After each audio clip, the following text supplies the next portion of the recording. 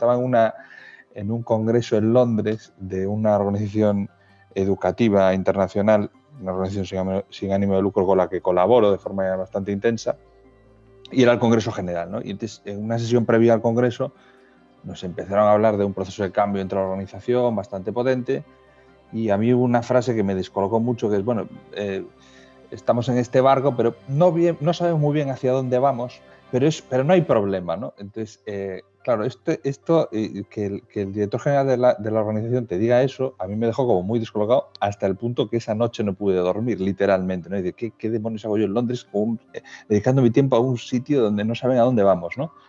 Bueno, poco a poco nos fueron explicando y que había un proceso de cambio muy potente a nivel, es una organización que está en 68 países, se llama IFD, que es el mundo educativo de temas de la familia y demás, con muy poca estructura y casi todo el mundo voluntario, y entonces estaba haciendo un proceso de cambio que ha conseguido en muy poco tiempo pues transformar de arriba abajo la organización, implicar muchísimo más, retener, atraer talento y sistematizarlo de una forma brutal, meter un ritmo de creación de nuevos contenidos increíbles. Y para mí fue una experiencia como muy chocante, ¿no? Primero por el desconcierto inicial, porque no había tenido, sí que sabes, habías oído hablar de Agile, de Design Thinking, de Scrum, de demás, pero no lo había visto en primera persona hasta hace relativamente poco tiempo, y desde entonces para mí ha parecido un mundo nuevo, hasta el punto de pensar por qué demonios esto no lo hacen todas las organizaciones, ¿no? La primera vez que yo escuché Lean fue en un máster MBA que hice aquí, en San Sebastián. Pero claro, yo en aquel entonces estaba en un entorno, no era industrial, era un entorno tecnológico, en la parte comercial, y bueno, pues aquella asignatura del Lean Manufacturing, pues fue casi un trámite, ¿no? Fui a probarla y como que no le hice demasiado caso. Un poco parecido a lo que dice Pantry, se me quedaba muy lejos en aquel entonces. Entonces, bueno, Lean Manufacturing, pues ya está. El Just in Time y 4 conceptos que nos explicaron y, bueno, mi carrera profesional fue avanzando hasta que, como os he comentado, pues me surge una oportunidad profesional buena en México para dirigir una empresa de automoción y me encuentro con una situación que, bueno, que en el máster lo explicaremos mejor, ¿no? Pero me encuentro en una situación en la que yo veía que algo no me cuadraba, es decir, comercialmente estábamos muy bien situados y teníamos mucha demanda, pero claro, para dar abasto a esa demanda, para vender más, llegaba un momento que siempre tenías que meter más gente, invertir en maquinaria, es decir, sí, gano X, pero claro, si tengo que invertir X al año para poder vender 2X, dices, joder, pues menudo negocio, ¿no? Que lo que gano lo tengo que volver a reinvertir. Y, cosas que no me cuadraban.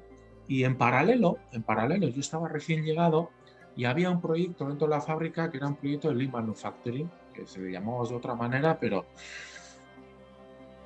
dije, ¿y esto? ¿Esto en qué consiste? Y esto cuando se despertó un poco mi interés y hasta que empecé a verlo, empecé a entenderlo y cuando lo vi, lo entendí, ya dije, no era consciente de lo importante que es esto. Quizás una de las claves más importantes de la empresa. Y ya luego, además, egoístamente, dije, además, me tengo que formar esto, porque esto siempre va a ser, a lo largo de mi carrera profesional, va a ser una clave importantísima, además de otras, ¿no? Formación financiera, estrategia, etcétera, etcétera. Lo que es el Lean en cualquier entorno industrial o no industrial, me da igual, el concepto Lean se me quedó tan interiorizado y creo tanto en ello que posteriormente, después de estar 5 años en México, ya me regresé de nuevo a España, he estado de director industrial en una empresa de aeronáutica, pues lo primero, los mismos conceptos de Lean aplicados de otra manera, pero así de Lean. Ahora estoy de director general en otro grupo industrial de aquí del País Vasco y bueno, la empresa, llevo poco tiempo en este puesto, pero tiene diferentes claves, pero una de las importantes es cómo ser eficientes, tanto en fábrica como en oficinas, tanto en fábrica como en administración. Entonces, Lean a mí se me ha quedado, es una experiencia de vida, así como los 5 años en México, que fueron una experiencia de vida y que te deja una pequeña marca, pues para mí Lean ya es una marca de vida para siempre, esté donde esté. pero ya conceptualmente, incluso a mi mujer a veces hasta un extremo que le digo, ¿para qué compras tanto? Compra cuando necesites, no compres por lotes grandes, que eso luego se echa a perder. O sea, hasta ese punto. Y básicamente es un poco como han mencionado los compañeros, especialmente recuerdo también como acaba de decir Xavier, oye, ¿por qué para hacer más necesitamos más recursos, ¿no? O sea, básicamente esa es el tópico general, digamos, la base principal de todo esto, ¿no? Entonces, ¿cómo podemos hacer más con menos, básicamente? Al final todo llega a eso. ¿Cómo podemos hacer más con menos? Y con eso siempre en mente, pero muy abstracto y no tan formalizado, a medida que yo voy desarrollando mi vida profesional en el ámbito de finanzas y empresas y finanzas corporativas y demás, yo voy tomando más conciencia, más conocimiento, hago formación, a lo mejor no tan formal como una maestría, como un máster o como un doctorado, o como un posgrado en nada, sino simplemente voy tomando formación asidua para mi mejora profesional. Y me voy dando cuenta de que todos esos conceptos que parecían antiguos, como eso de pues, no uses este recurso, no consumas este recurso si no lo vas a necesitar, o si no va a tener una producción real o un valor agregado. Todo eso llevado a un extremo, ¿no? Cuando ya comienza a partir de los años, pues hace 10 años que empieza, digamos, el mundo a transformarse digitalmente, como decía, la explosión del Big Data, ya todo el mundo ahora quiere ser más analítico, porque tenemos cada vez más datos y no sabemos qué hacer con ellos, ¿no? ¿Cómo somos capaces? Pues hasta hace 10 años y todavía hoy también, pues si necesitamos analizar más, pues tenemos que contratar más analistas. Esa es la premisa. Tenemos que contratar más gente que analice más datos, porque tenemos las mismas herramientas, los mismos procesos y las mismas cosas que hemos hecho hace 20 años. O sea, todo es Excel, copiar, pegar, pivot table, lo pasas a un PowerPoint, el PowerPoint lo metes en un email y eso le das al botón y eso va a otro sitio y otro señor que lo analiza, tal y que cual. El proceso es el mismo y es extremadamente manual. Bien, entonces, si tenemos más datos en general, en cualquier organización, no importa qué tipo de organización sea, pues necesitamos más analistas. La respuesta no es esa, porque entonces el crecimiento de los datos ya sabemos que es exponencial. ¿Qué hacemos? ¿Crecemos exponencialmente nuestros recursos humanos para analizar todos esos datos? Obviamente no tiene ningún sentido. Entonces hay que echar mano de nuevas tecnologías y nuevas herramientas que permitan, con los mismos recursos o incluso con menos, ser capaces de analizar más. De esa manera somos capaces de agregar más valor.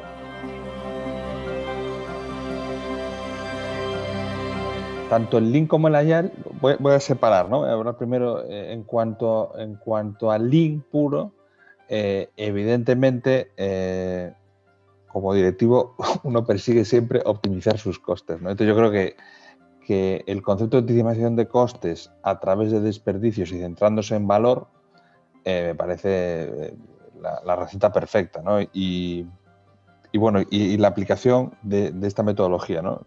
Desperdicios y valor, ¿no? Yo soy un hombre más de marketing, ¿no? Con lo cual el valor es algo que tenemos muy interiorizados, ¿no? Entregar valor al cliente permanentemente a un coste más reducido vía eficiencia, vía eliminar todo aquello que no aporte, bueno, pues es algo que genera mucha atracción, ¿no? Para un directivo, ¿no? Y luego otra cuestión que ya ha hablado tanto Xavier como Pablo, ¿no? Que es el concepto de flujo de las operaciones, ¿no? Las operaciones, no hay un caos, ¿no? Las cosas no se ejecutan como a uno le viene, no, hay un flujo determinado. Un flujo que tiene que está traccionado y el pool de ese flujo es el cliente, lo cual nos recuerda una cuestión que me pasó la primera vez que tuve contacto con el mundo de los almacenes, ¿no? Tuve que implantar un SGA y el jefe de nuestro almacén se fue a la compañía porque le surgió otra oportunidad profesional familiar, que bueno, el caso es que se fue un mes antes de la implantación del SGA y allí me planté yo en el almacén sin saber, el almacén lo conocía de vista, ¿no? Pero poco más, a implantar el SGA. Y recuerdo que uno de los consultores del SGA dijo, oye, ¿por qué estáis continuamente bajando mercancía de un lado para otro? Y yo, bueno, porque probablemente se necesite. Y dice, bueno, cuando se necesite ya la bajaréis, ¿no? O sea, entonces eso es puro Lean, ¿no? O sea, digo, oye, no muevas algo que no es necesario, ¿no? O sea, no sobreproduzcas, ¿no? Son ideales para entornos, para adaptarse a los entornos, ¿no? O sea, esas iteraciones, ese ir avanzando poco a poco, que también se señalaba Pablo, ¿no? O sea, eso para mí es fundamental y es una de las claves de las metodologías ágiles, Scrum, Design Thinking, a la hora de desarrollar proyectos, a desarrollar nuevos productos. Luego, para gente que no venimos de formación ingenieril, pero que nos toca dirigir cosas, la aplicación de un método, el concepto de entrega rápida, ¿no? Ser rápido, ser ágiles, rápidamente, producto mínimo viable, o sea, no me complique la vida en sacar el megaproducto, porque además el megaproducto en el año 2020 está obsoleto. Yo me dedico fundamentalmente, en los últimos años me he dedicado al mundo del e-commerce, sobre todo, y bueno, he visto cambiar modelos de e-commerce en boga, lo que funcionaba 4 años más tarde ha desaparecido. ¿Por qué? Yo tengo claro que esté donde esté, empresa en la que esté, esta siempre va a ser una clave de importante. Siempre es una constante, independientemente de culturas, de fases y de empresas.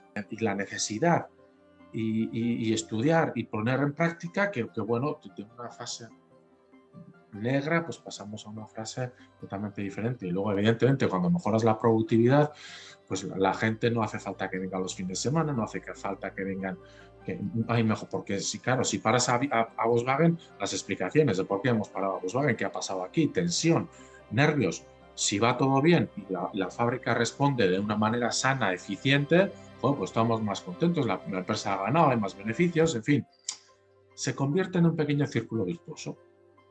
Entonces, pues si entras en un círculo, una empresa nunca está parada. O va a mal, o va a peor, o va a mejor. Pero parado nunca está. Y una de las palancas gordas, importantes, es la productividad, la eficiencia, el manufacturing, el ser eficiente. Yo creo que las metodologías ágiles, he puesto una frase aquí que era democratizan la iniciativa, ¿no? Consiguen que no solo tiren no sean solo los motores de la compañía, pero realmente te das cuenta que consigues traspasar la iniciativa a sitios donde muchas veces no estaba, ¿no? No te puedo decir porcentualmente, ¿no? Pero el aumento de la implicación probablemente un 200, un 300%. El nivel de motivación se ha multiplicado. El oír a la gente hablar de antes hacíamos esto ahora, pero ahora no sé qué, antes y después. No, porque antes y ahora, vamos.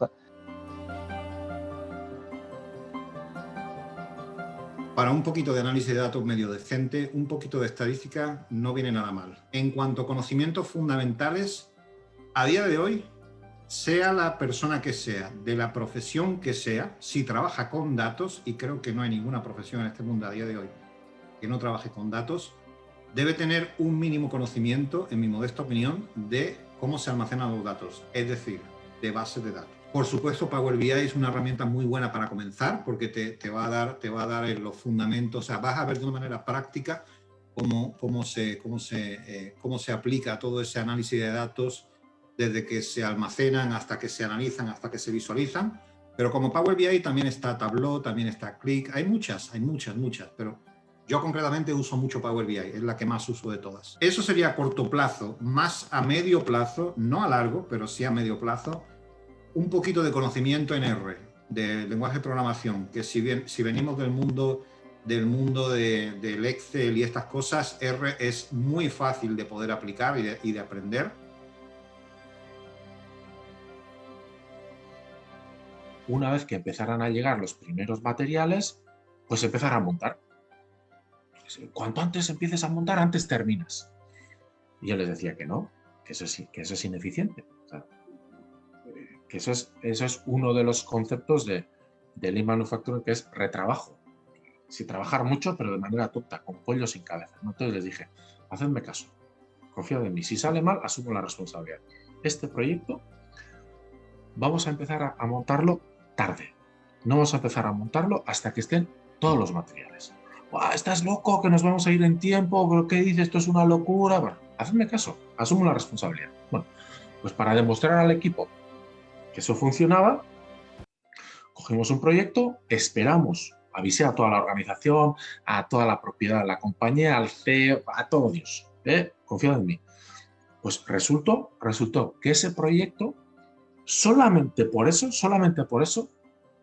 tardamos un 15% menos de horas de lo que normalmente tardábamos en entregarlo. Además, cumpliendo el plazo de entrega. O sea, son experiencias que estamos viendo y es lo que queremos incluir en el máster en la tercera edición. O sea que ya veis que trabajaremos con casos reales, tanto de éxito como de fracaso. Yo creo que también de los fracasos estamos hablando los directivos que estamos aquí, que es importante exponerlos y por qué se llega a un fracaso de una compañía o de un negocio, y también eso muchas veces nos enseña más que los propios éxitos.